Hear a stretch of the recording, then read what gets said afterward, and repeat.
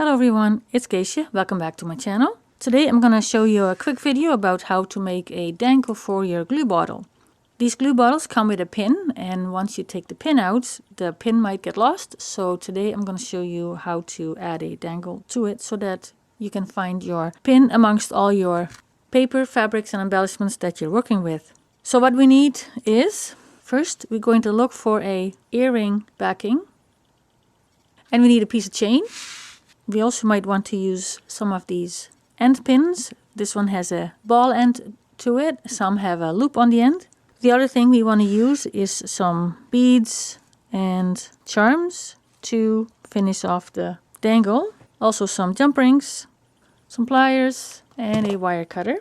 I think that is it. First you want to decide how long do you want your dangle to be. It shouldn't be too long because then it's going to be awkward. So I'm going to cut it about this long. I'll just cut one of the chains carefully. There we go. Take out the little end that fell. So you want to grab a jump ring.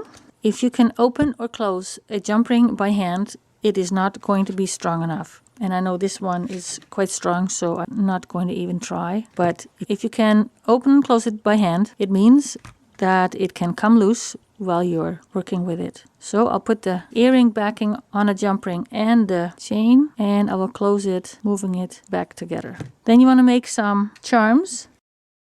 So grab your wire, doesn't have to be super straight. And the first thing I want to do is grab a very small bead that goes on the end. That's a nice finishing of the end. Then if I look over here, maybe a bigger one. Maybe I want to use some end caps. I'm going to get some end caps. Next I'm going to put an end cap on. And then I choose this bead. Just grab a few, you know. It's not that important. And this one. No, that's weird.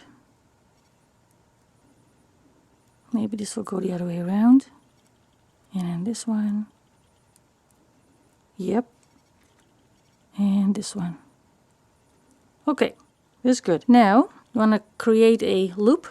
So, you bend your wire 90 degrees. And then you fold over the end like so, and then you twist.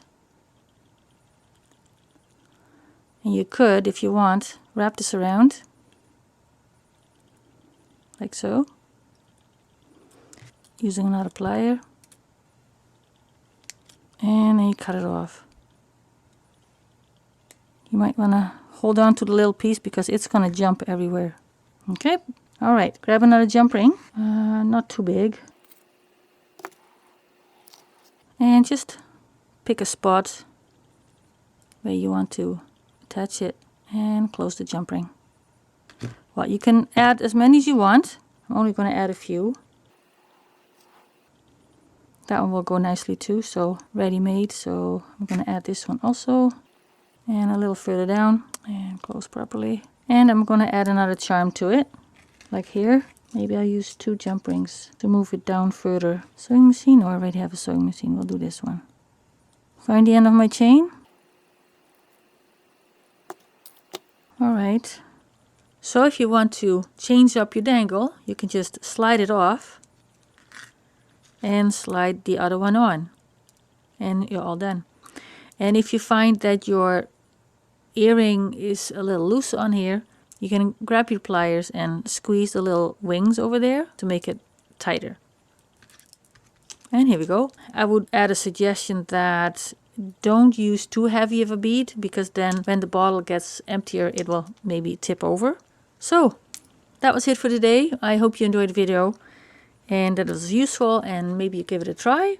And we hope to see you in the next video. Bye!